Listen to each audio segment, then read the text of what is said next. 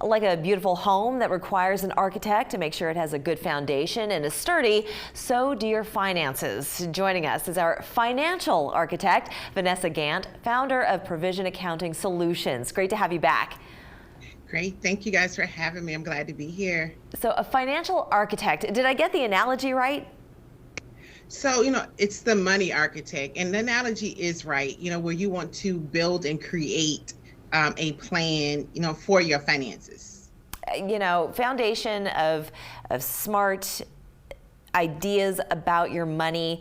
It really begins there because a lot of us, it's very easy to charge things on a credit card, to spend all of our savings, to never put savings away.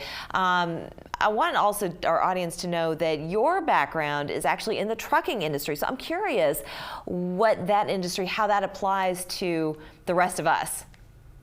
So it's basically, honestly, the same, because you want to be able to manage your personal finances the same way that you manage, you want to manage your business finances with the same accrements of your personal finances. You still want to be balanced. You still want to know where your money is going. You still want to know what's coming in. So it's definitely still the same. But as it relates to the trucking industry, as everyone's seen in 2021 and 2022, the income potential is going to steadily rise in the trucking industry, which means that you're going to make a lot of money, but you're going to have a lot of expenses.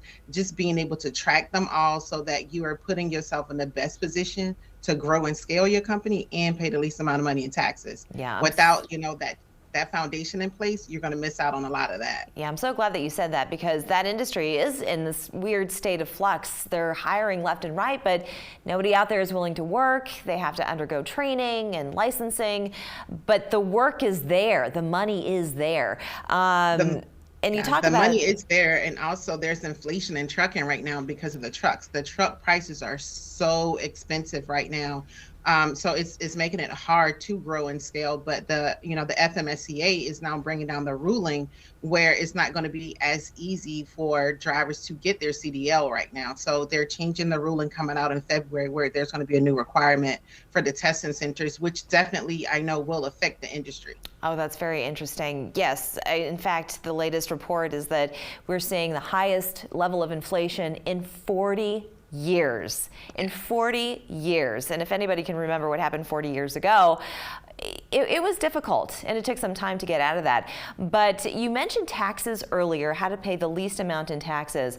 And that often bites people in the rear when they have to pay their taxes when April comes around. So what should people do to prepare better for that?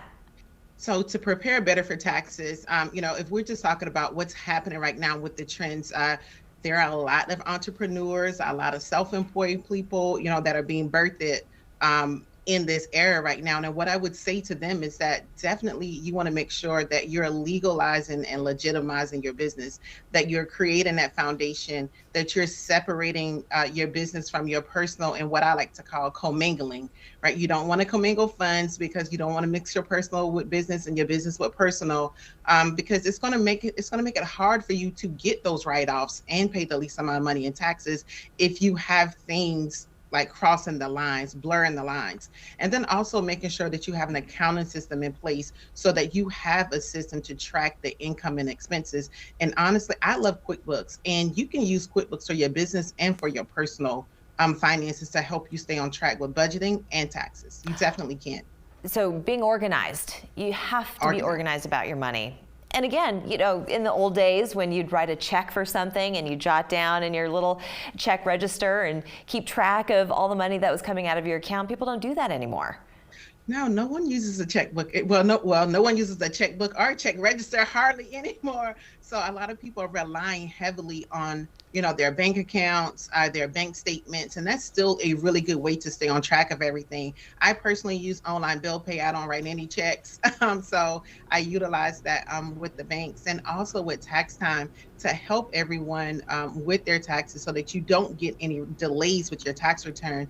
Is making sure that there are going to be two forms that are going to come from the IRS that are going to give you the amounts for your child tax credit, and if you receive any of the economic impact payments, better known as the stimulus payments. Whenever you get those forms, you definitely need to keep them because your tax preparer is going to need them to, to assist with preparing your taxes to avoid any delays, any processing delays for you. Fantastic advice. You have a new book coming out. Tell us more about this. I do. It is the 10 mistakes that fleet owners and owner operators make that cost more than a truck accident.